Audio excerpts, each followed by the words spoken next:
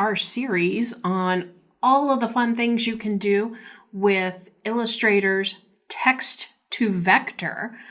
This time we're going to look at patterns. So to get started, we want to go ahead and create a shape that this pattern will go into. Patterns from text to vector are just like patterns in anything in Illustrator. They are swatches. So we are going to fill this space with our pattern. So over in text to vector graphic, I have patterns selected, and note that when I drop down my styles, I have some different options than I did before. These are specific to patterns. So under presets, I can choose some tones, some colors, things like that. I can choose the number of colors that I want, or I can specify colors. So let's play around with a few of these. So I was thinking it would be fun to create a coffee cafe. So let's go ahead and generate. And you can see some other variations that I created earlier with this. Okay, so we've got some breakfast items in that one, maybe coffee beans. So kind of different options here. Let's go ahead and change our colors, and let's say we want a warm tone, and we're going to limit to 5 colors. So let's go ahead and generate a new one.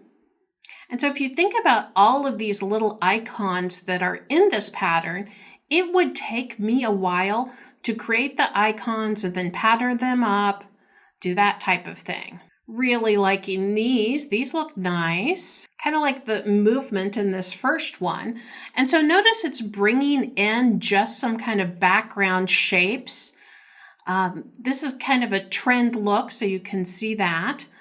And let's go ahead and specify color. So I added some swatches, and I'm going to go ahead and pick these colors. So we've got a couple of colors specified in there, just for some variety. Okay, so let's generate one more time.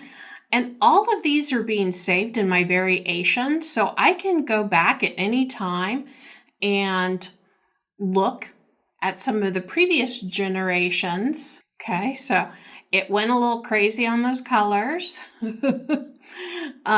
So you can see here some of these results. I'm going to go back down to this one right here and show you some other things you can do once you get this created.